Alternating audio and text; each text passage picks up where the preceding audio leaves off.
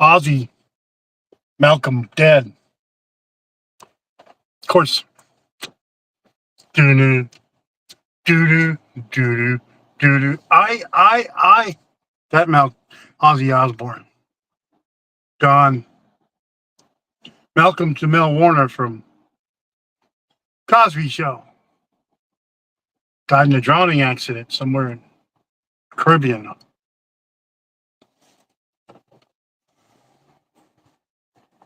Just made me think of my own mortality. Malcolm was 54, same age as I am. How short life is. When I used to watch him back in the 80s on Cosby, or the Cosby Show, or whatever the hell you want to call it. I didn't, to me, it was just a guy who had the same issues I had growing up on a TV show. Totally relatable. In fact, it gave me a little spurt just to know that somebody else was going through the same issues I would deal with as a child growing up in the 80s. Growing up. And I wasn't alone as much as I felt like it back then. Compared to the bullshit and tension that there is today, the racial tension that's so much higher now than there was back in the 80s. It's ridiculous. I didn't see this guy as his ethnicity, African American, black, white, whatever. I didn't care about it.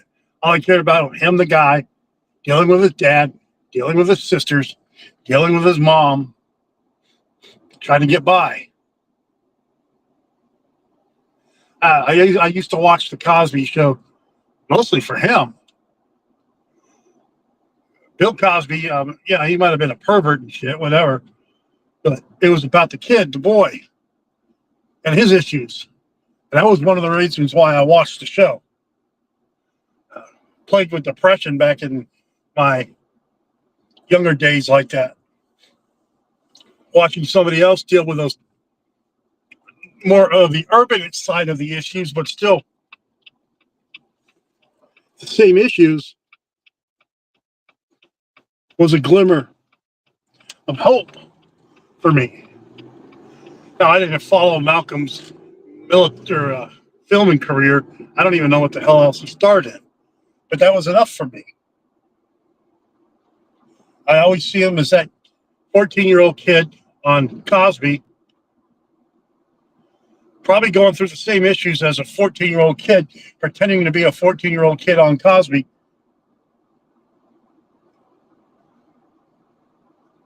It was just too relatable to me.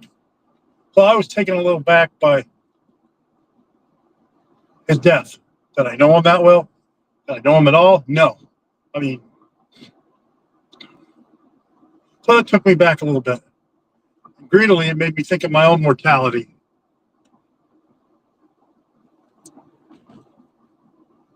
And I dwelled on it. Then I come to find out I'm driving home from work yesterday, and I'm listening to the Catholic channel because I'm a Catholic. And it's just a good, wholesome channel. And the guy there, Lino, talking about Ozzy Osbourne's death and how Ozzy Osbourne was saved, baptized through Christianity later in life. Now, if you don't know who Ozzy was, he's the guy that ate the pretend bat or the real bat or whatever the hell the controversy was back in the day. He knew how to sell heavy metal. His wife knew how to sell heavy metal. I remember when the first Iron Man movie came out back in the 2000s, we were all hoping that they would play the Iron Man song. But the first movie, they didn't. They built up the anticipation. And then in the other down the line, they played the Iron Man song that Ozzy Osbourne sang. So someone's musical career the songs that touched me as a person. So it saddens me when that singer passes away. If you listen to a lot of Ozzy's lyrics,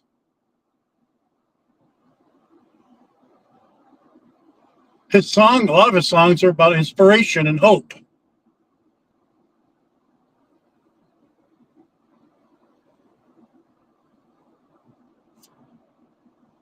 So I'll leave it at that.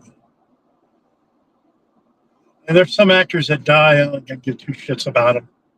Some singers that die. Oh, that's sad. But like when Sinead O'Connor died, I don't really care.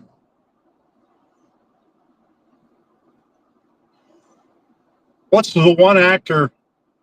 And I am opposed to materialism. Okay, I denounce Satan. Having not said all that, so that you don't.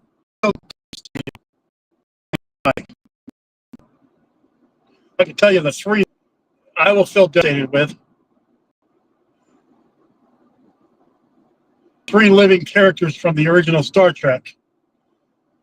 The guy who played Pavel Chekhov, the guy who played Sulu, and of course the guy who played Captain Kirk in the original Star Trek. I was devastated in 2016. I was devastated when Uhura died. I was devastated when Scotty died.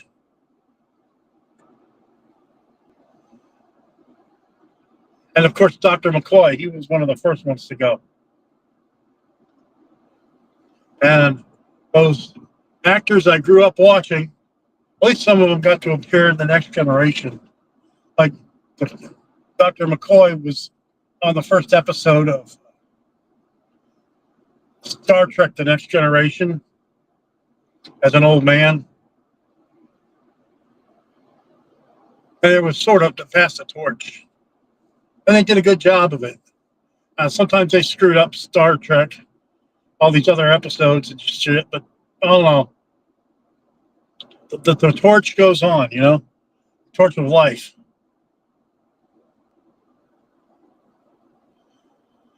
I was. That's one of the shows. I understand it was fiction, but it was also real that I would enjoy watching. And I thought it was on NBC. I don't remember what channel Cosby was on. I thought it was NBC Tuesdays or Thursdays or something.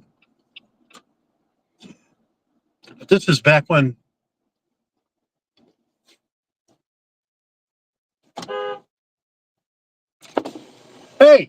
Hey, open up. You got a fire. Open up. You have a fire going on back there. Okay, I just want to let you know. All right. Look.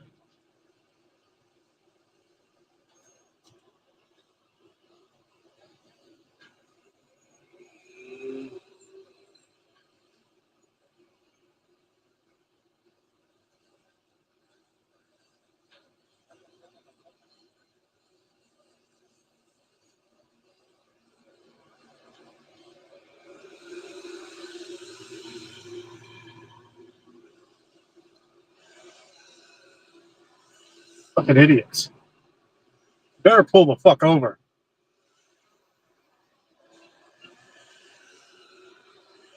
Fucking idiots.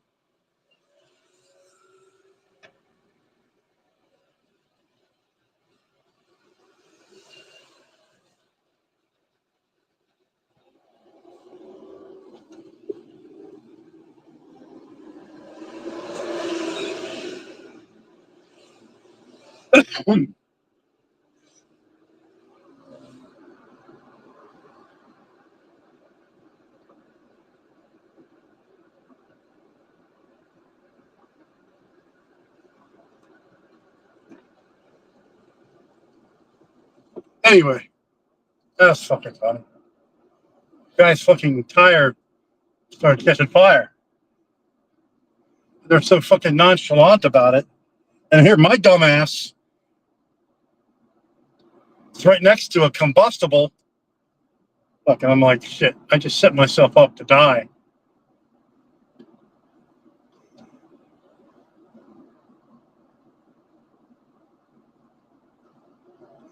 Wow.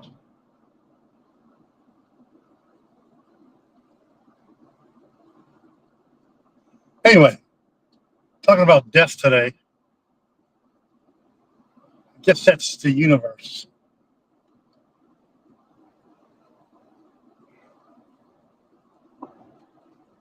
Yeah, thank you. Okay. So what happens when a flame, okay, when a fire comes in contact with a flammable element or compound? It gives off energy. It makes a big boom boom. And that's how accidents start, folks. Anyway, I talked about Jamel. I talked about Ozzy.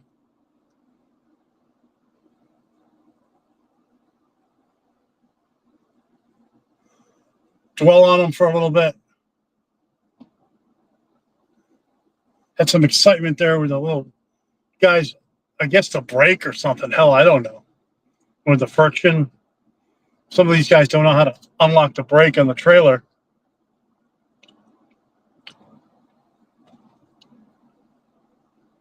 And it can cause a fire. So back to the, I want to get into some prepping shit, okay? Most of you are here to watch prepping stuff and gun shit. Yesterday, I made the mistake of pre-setting my live stream, and no one the fuck watched it. I had no one watching it. I don't know what the hell I did wrong.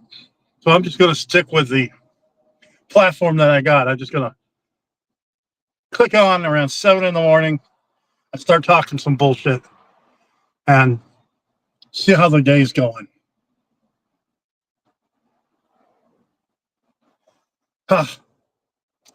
In other news, is DJI leaving the American market completely because of these rules that the border people are implementing on them? Or is this opening the thing that Congress said they're going to do is investigate, make sure that DJI is not a spy for China? Well, here's the reality of it. DJI has the better drones, some of the best drones on the market for me and you. A lot of these other drone companies just don't have the technology. I'm not a drone expert. I like drones. I think they're great for prepping. I have a DJI drone, a mini small drone, and it's fun as hell to fly around, especially in my neighborhood. Going up, you go up to 400 feet, a couple miles away, and you can see what the hell's flying. It's great to do aerial reconnaissance. On the you can spy on what's going on the ground, okay, in case there's a riot or something, or if there's a hostage situation at a place and you want to get your bird's eye view.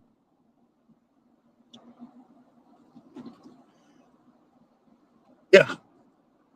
So, and the technology, it's evolving with these drones. And I'm not going to ever talk about offensive capabilities of drones. I'm not fucking warmonger. I'm a healer. I'm a prepper, but I'm a healer. And we'll talk about how they can gather intelligence. Yeah, I know. You can you can weaponize a drone. I'm not here to talk about that. I don't like talking about hurting people. You hadn't noticed. I'd like to talk about defense, defending yourself, and helping others. That's the kind of prepping I like to talk about. And I get a little goofy too sometimes. I go a little overboard with my medical shit, I know. And I like talking about my gun videos. I like talking about guns, how to shoot them. If shit hit the fan, it'd be a different story. But I'm not. There's some. I saw some videos, and I understand what they're doing with these drones between Russia and NATO, or Ukraine, I should say. Russia and NATO, basically.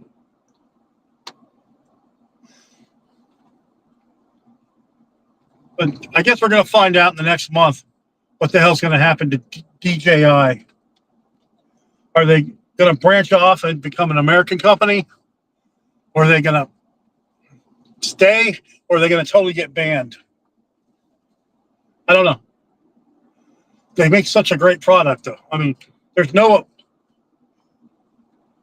What American drone company that makes drones for the average Joe, okay? Not the government contracts of these big-ass drones, not farm drones, but just regular drones for you and me to fly around, even the big ones that we can fly around. Who makes them? It seems like a lot of the American drone companies, all they're interested in is the government contracts to get the taxpayer to pay for their drones.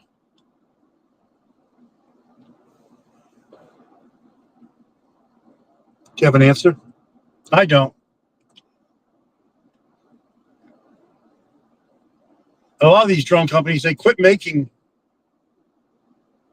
drones for individuals and they just focus on the government contracts like police and federal and state to get these drones.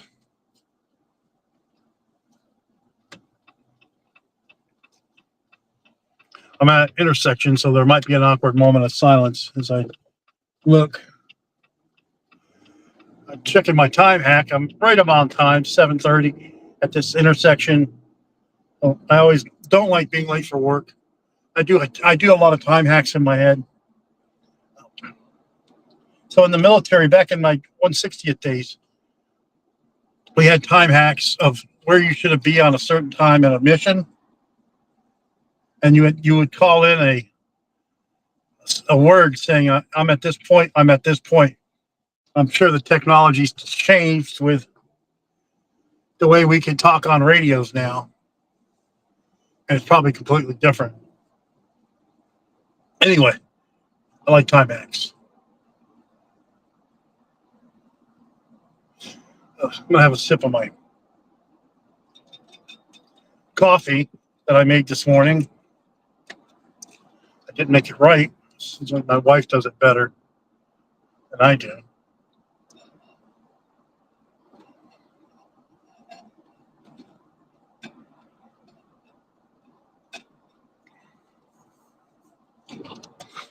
Mustangs are for girls, guys. Mustangs are a girl's car. Anyway. So I just released a video, a medical video, about doing a series about last resort medical interventions that you'd have to do if shit hit the fan. And I'm talking last resort. Okay. And who's better qualified? What prepper out there? Okay. And I know I'm I'm a tadpole in this river of preppers. I know I'm a tadpole and I'm a nobody, and I get that. And that's fine. I'm earning my place. But there are no other preppers out there with my medical background as a combat medic on active duty in the 160th and deployments worldwide, incorporated, and with my National Guard unit, where I deployed worldwide and in combat with them. And my time as an RN in medical and intensive care and as a nurse practitioner for the past almost 2 decades. Who's better qualified to talk about emergency medical preps than me.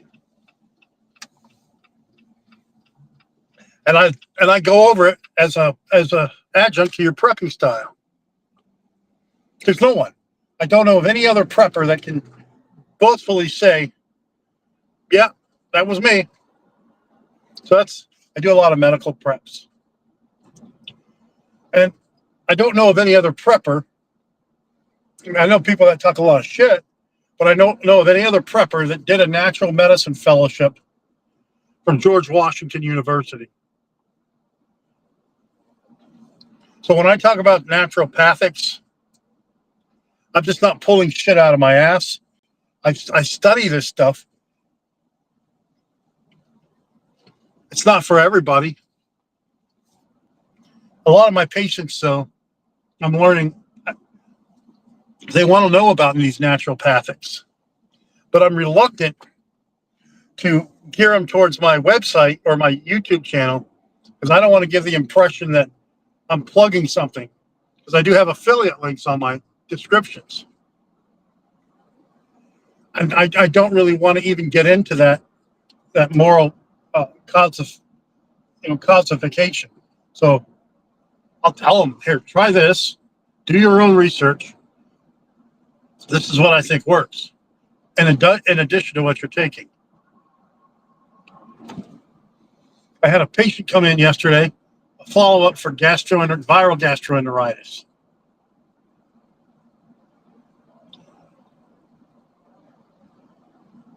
And so what I told him, in addition to whatever he was taking, start eating some bananas, which are probiotics. And I can prescribe you lactobacilli. Well, with the lactobacilli is a probiotic. The bananas, the onions, that's a prebiotic. And that'll help restore the gut, the flora, the bacteria, the good bacteria in your gut, and help get rid of that diarrhea. I'm not going to go into too much more detail. I don't give away patient information. But the couple months ago, I did a video just on that, on gut health.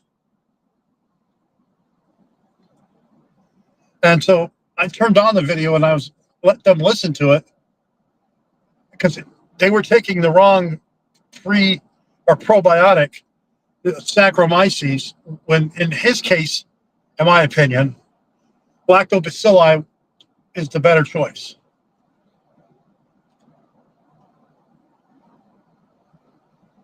Anyway,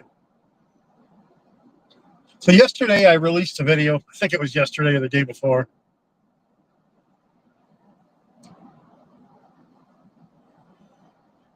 A last-ditch effort kind of video. And today's video that I released is another last-ditch effort on how to do an emergency cricothyroidotomy. That's right here when you create an artificial airway. I'm just reviewing it. I'm not instructing or teaching someone how to do it. It's not a how-to video. It's a informational awareness video. And I'm not, obviously I'm not certifying anybody to do it or anything like that. So that's the video that I released this morning. Now, I've been working on those videos for a couple of weeks, fine-tuning the wordage, not getting it too about me, or just get to the meat of what's going on. That makes sense, literally. So yeah, check out my crico video that I just released before I went live this morning. Check out my other last-ditch effort medical video that I released yesterday. And I honestly can't remember the name of the title of it. It escapes me. Yeah. So for my next last-ditch effort video, I already know what I'm going to make, what I'm going to do it on. It's going to be emergency chest procedures. Okay. This is the last minute kind of thing, last ditch effort kind of situation, the kind of stuff that doctors cringe when patients learn about it. I'm not saying you should do it, but I want you to be aware of it. So I'm going to talk about needle decompression and chest tubes.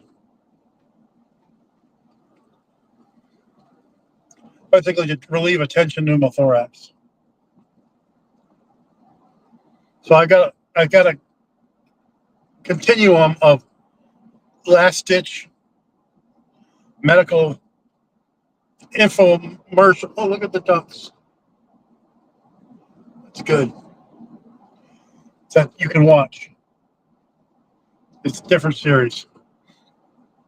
When I feel so inspired, an idea comes up in my head, I go with it. And sometimes I may not get 20,000 views like I did on one video, but it's slowly accumulating my subscribers and the views, and it's only going up, right? So yeah, I stick with the videos that I'm good at. Find that I'm making less and less urban prepper, suburban prepper garden videos. My viewers don't really want to watch any of that. They want to just deal with the more aggressive aspects of prepping. I still believe every prepper should have a garden, and every prepper should have a Harvest Right freeze dryer for long-term food storage. But you can only preach so much.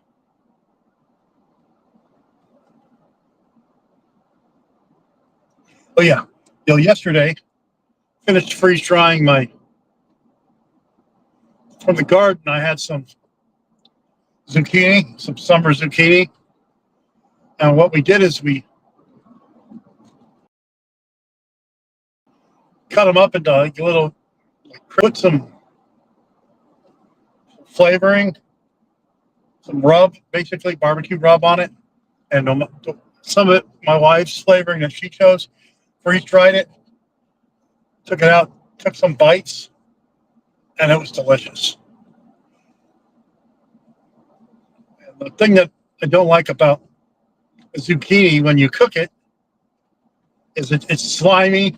It really doesn't have much of a flavor. And it's good to have mixed in with something else, like a meat or beef. But by itself, it's tasteless. It just has, it's slimy, and it's like the skin on it is waxy. Now, I know it's good to eat, and I eat it because my garden is there's no chemicals in it,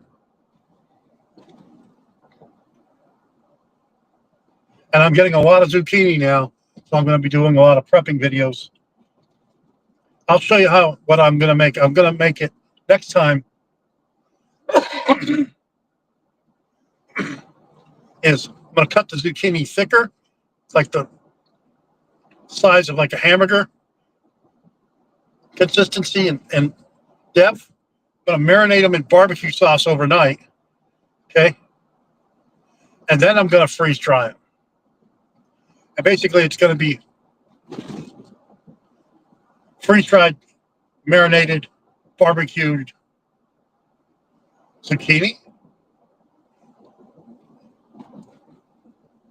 You know, little things. Oh, got me.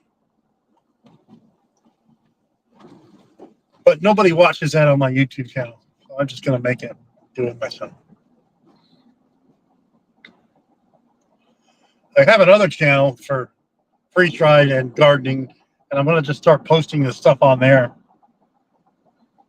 I mean, I get it, you know, there's some people that like gardening and freeze-drying, and there's some people that don't.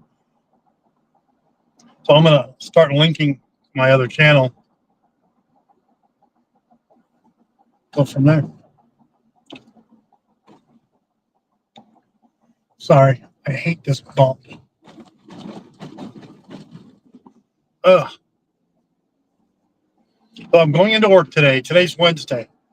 Ever since, it's been several months now, we had to start coming into work on Mondays instead of working from home. I just don't feel right. The week drags on. I almost felt like it was a 3-day weekend for me for a while. I mean, I still worked from home. I did everything I would have done at work, except at home. But I could do it, not have to wear a uniform. Or if I'd have to do a video appointment, I'd just throw on a shirt just to look more professional. Otherwise, I was doing telephone visits.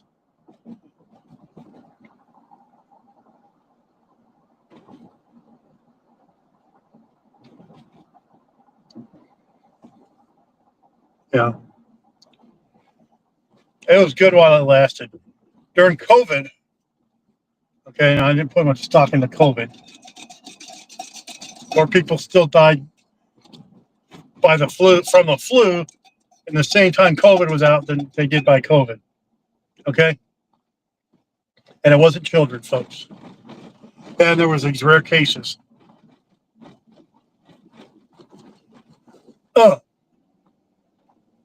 Anyway, during COVID, they had us working from home 2 days a week. Why? Irrational thinking, I guess. And a lot of my patients quit coming to get seen. Why? I don't know. I tell them to staying indoors was not really the smartest thing to do. I mean, we learned that from tuberculosis during the Crimean Wars, right? With the Nightingale nurse lady. What's her name? Florence Nightingale. Wasn't she involved in the Crimean Wars? How you got to have airflow. But yet, when COVID hit, what did the so-called professionals say to do? Stay indoors. It could save your life. So all it's going to do is get everybody else sick.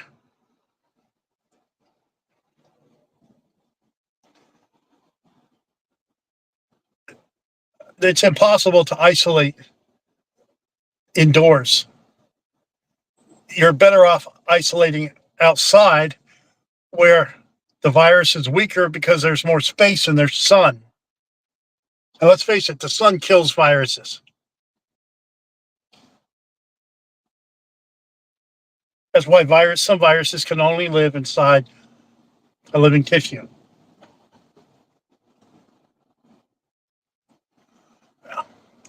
But anyway, I got to work from home 2 days a week for about 2 years, I'd say. And I got a little spoiled doing that. And then they took that off the books. They did it to 1 week or 1 day a week. And I'm like, yeah, I can do that. Come to think of it, already, one of the other doctors that I worked with,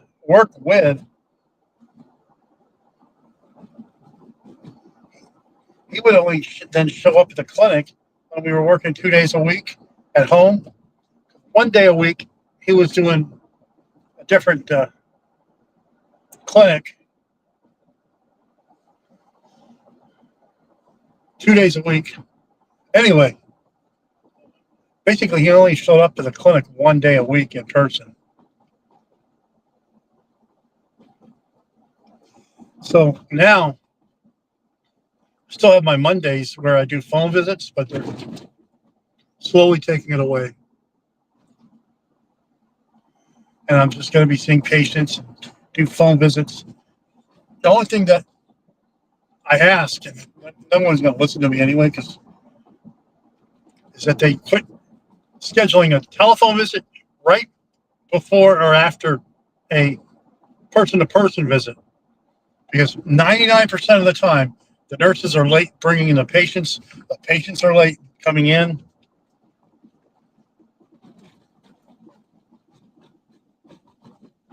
And it just messes up the flow. So there's this intersection that I'm going to go down here in a minute. I've gotten 3 tickets in the past 2 years because I don't stop. It's Route 1 here in Chicago area and Vollmer Road. And they got the camera, but it says, stop first before you turn on red, which I do. But you can't contest it with these fucking people. So just pay the bill. So, and then people get pissed off because I stop at the intersection and I'm not going.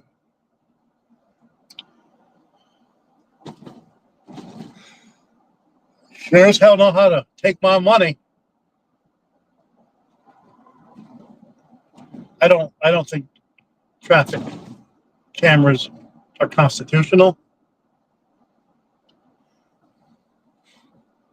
That's an overreach of basically government. That's an AI and artificial intelligence enforcing law, not a person.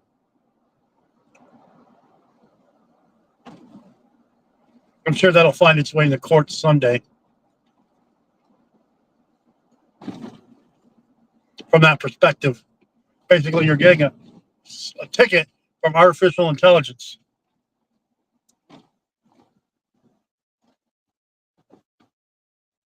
Yeah, I like artificial intelligence, and I don't like it. And it's not going anywhere, and it's only getting more smarter. But I'm not a conspiracist like the Terminator movies. And no artificial intelligence that I know of at this point becomes sentient.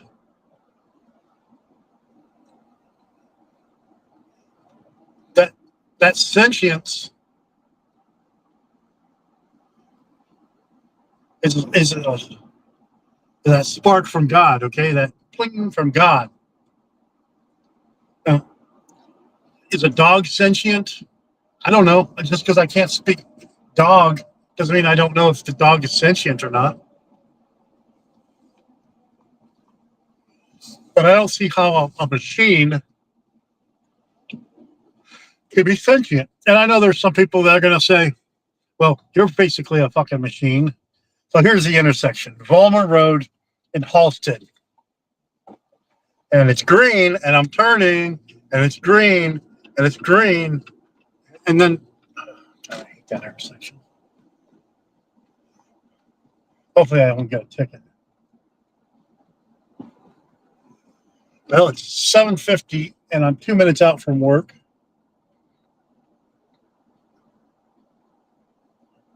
Drive by this small college every day, Prairie State College. It's on the same road where I work at. A lot of my veteran patients, students go there. I'm surprised we didn't have a little fling ding with them. I know I have quite a few young men and women in school there as students because they have a long or a pretty good veterans organization there at Prairie State. One of my patients is involved with that. So, folks, I was in the military, so I do talk about military stuff, veteran stuff. That's never going to come out of me. Well, I think I'm going to wrap it up here in a minute. I'm grieving a little bit over Osby and over Malcolm Jamal Warner.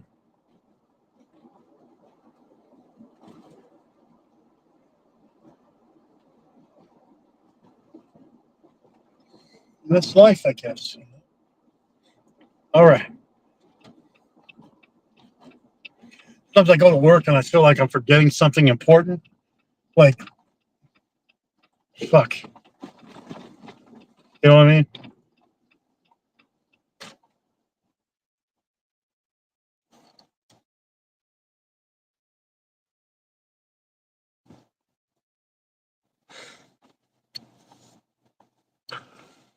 Now, I don't care who you are. If you got a nice big ass H2 Humvee, you're not hurting for money. All right, the Suburban